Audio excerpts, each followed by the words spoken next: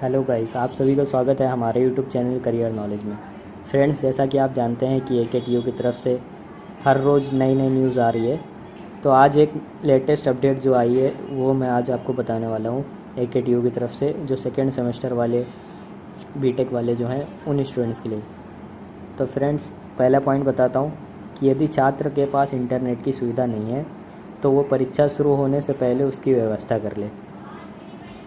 दूसरा पॉइंट, जब आप परीक्षा दे रहे हो तो किसी अन्य व्यक्ति को आपके परीक्षा कक्ष में प्रवेश करने की अनुमति नहीं होगी, क्योंकि आपकी परीक्षा प्रोक्टर्स ऑनलाइन पर्यवेक्षक की देखरेख में होगी। तीसरा जो है पॉइंट, वो है कमरे परीक्षा स्थल में प्रकाश इतना उज्जवल होना चाहिए कि स्क्रीन पर आपका चेहरा स्पष्ट दिखाई देना चाहिए। इसे दिन के उजाले के समान माना जा सके। ओवरहेड लाइटिंग के प्राथमिकता दी जाएगी। यदि ओवरहेड लाइटिंग उपलब्ध नहीं है तो प्रकाश का स्रोत आपके पीछे नहीं होना चाहिए।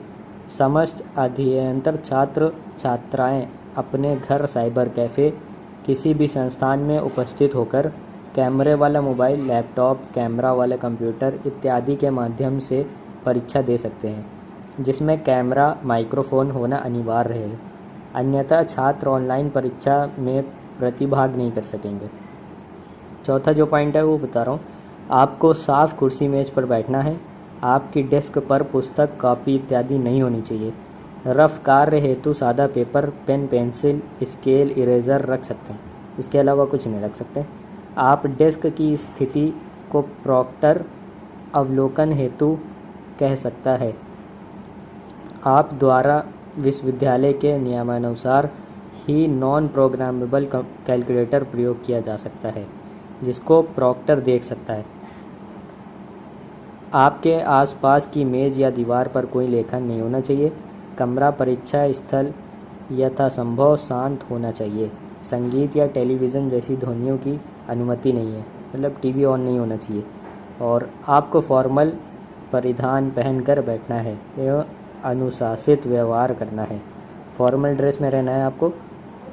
और जो उसके बाद के पॉइंट्स हैं, समस्त परीक्षाएं बहुविकल्पी प्रश्न यानी मल्टीपल चॉइस के आधार ऑनलाइन मोड पर कराई जाएगी। ये तो कंफर्म है, ये तो पहले से हो चुका था। ऑनलाइन परीक्षा के सभी प्रश्न पत्र में 50 प्रश्न और 90 मिनट यानी 1.5 घंटे का टाइम होगा। प्रश्न पत्रों में कोई नेगेटिव मार्किंग नहीं होगी। अगर आप कोई क्वेश्चन गलत करते हैं, उसका आंसर गलत देते हैं, तो उसमें नेगेटिव मार्किंग नहीं होगी। प्रत्येक प्रश्न का सिर्फ एक ही सही उत्तर होगा, तो आप सभी जानते हैं। ऑनलाइन परीक्षा हेतु आपके उचित स्पीड वाला इंटरनेट का प्रयोग करना होगा तथा समस्त परीक्षार्थियों को इंटरनेट ही एक वैकल्पिक व्यवस्था अपने स्तर से ही करनी होगी, मतलब अपने पास से इंटरनेट की सुविधा करनी होगी। और अच्छा इस पर इंटरनेट होना चाहिए, स्पीड उसकी ठीक ठाक होनी चाहिए। किसी असुविधा से बचने के लिए आवश्यकता है कि वे उचित इंटरनेट की व्यवस्था तैयार रखें पहले से। अगर किसी छात्र का इंटरनेट किसी कारणवश 15 मिनट या उससे ज़्यादा देर तक बाधित रहता है, यानी बंद रहता है या चलता नहीं है, तो इंटरनेट सही होने पर उसे पुनः परीक्षा में शामिल होने तो दिया जाएगा, मतलब परीक्षा में शामिल होने दे दिया जाएगा 15 मिनट बाद भी। परंतु ध्यान रहे कि ऐसी स्थिति में उसके द्वारा अभी तक अनुत्तरित प्रश्नों और उनके विकल्पों का कम परिवर्तित हो सकता है।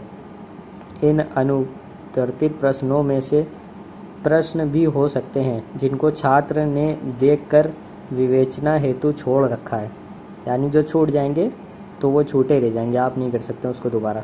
परीक्षा की सूचिता बनाए रखने हेतु यह निर्णय लिया गया है।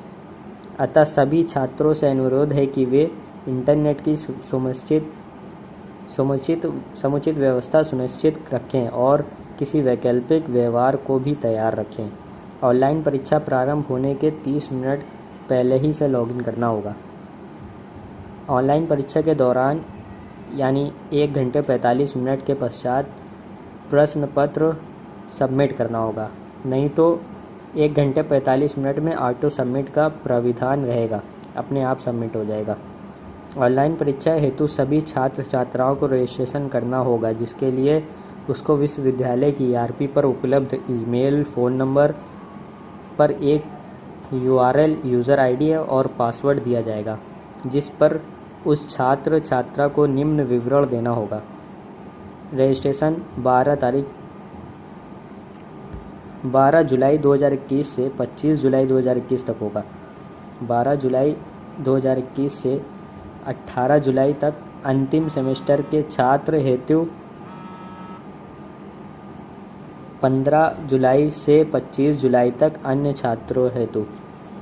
मतलब आखिरी सेमेस्टर के जो लोग हैं, बच्चे हैं, स्टूडेंट्स हैं, उनका 12 जुलाई से लेकर के 18 जुलाई तक होगा, और बाकी जो स्टूडेंट्स हैं उनका रजिस्ट्रेशन 15 जुलाई से 25 जुलाई तक की बीच में होगा। सॉफ्टवेयर प्रत्येक छात्र छात्रा का 4 से 5 बार फोटोग्राफ क्लिक करेगा, जिसके लिए विश्वविद्यालय द्वारा ईआरपी पोर्टल के माध्यम से मिलान कराया जाएगा। मतलब आपकी फ़ोटो जो क्लिक होगी सॉफ्टवेयर के थ्रू, वो आपके कॉलेज की आईडी में जो फ़ोटो है वो उससे मैच करी जाएगी। उससे फ़ोटोग्राफ को उसके विश्वविद्यालय से, संस्थान से भी वेरीफाई कराया जा सकता है।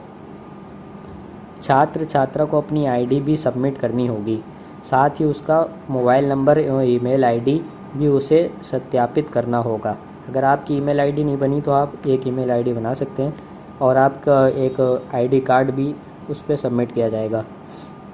और छात्र छात्रा को एडमिट कार्ड दिखाई देगा, जिसमें यदि कोई सृष्टि होती है तो उसे वह वहीं पर दिखे गए स्थान पर अवगत करा सके। यह बिंदु अत्यंत महत्वपूर्ण है। ये वाला जो पॉइंट है ना, ये बहुत ज़रूरी है, एडमिट कार्ड वाला। एक बार फिर से मैं रिपीट कर देता हूँ। छात्र छात्रा को एडमिट कार्ड दिखाई देगा, उसी पर स्क्रीन पर आपको एडमिट कार्ड शो हो जाएगा, जिसमें यदि कोई सृष्टि यानी गलती होती है तो उसे वहीं पर दिए गए स्थान पर अवगत करा सकेगा, वहीं पर चेंज या करेक्शन करा सकेगा। कार्यदायी एजेंसी द्वारा परीक्षा देने हेतु विशेष तकनीकी जानकारी उपलब्ध कराई जाएगी। इसी प्रक्रिया के दौरान छात्र का मॉक टेस्ट भी दे सकेगा। और लास्ट पॉइंट जो मैं बताने जा रहा हूँ वो ये कि यदि कोई छात्र ऑनलाइन सेमेस्टर परीक्षा में किसी तकनीकी, स्वास्थ्य या अपरिहार्य परिस्थिति अवस्था अन्य किसी भी कारणवश नहीं शामिल हो पाता है, तो ऐसे सभी छात्रों को विश्वविद्यालय द्वारा छात्र हित के दृष्टिगत कोरोना महामारी की स्थिति सामान्य होने के उपरांत, यानी कोरोना के थोड़ा मामला कम होने पर,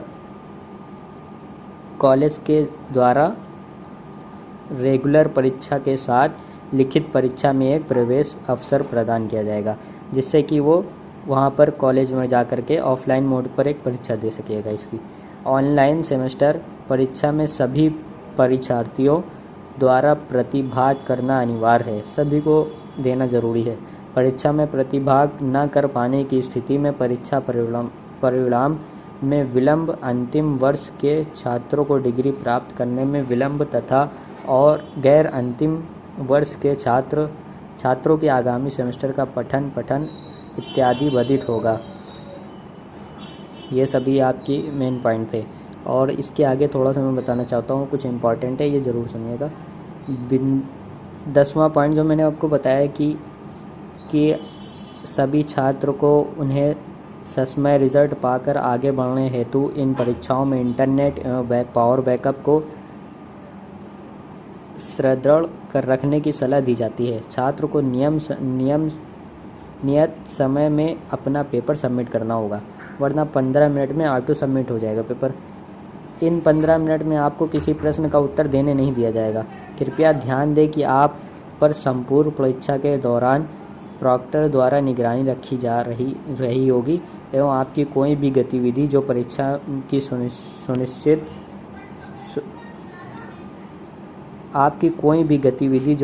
की सूचिता को बाधित करती है यानी डिस्टर्ब करती है, उस प्रॉक्टर द्वारा विश्वविद्यालय को सूचित कर दिया जाएगा, जिससे आप पर विश्वविद्यालय के यूएफएम के नियम के तहत कार्रवाई की जा सके।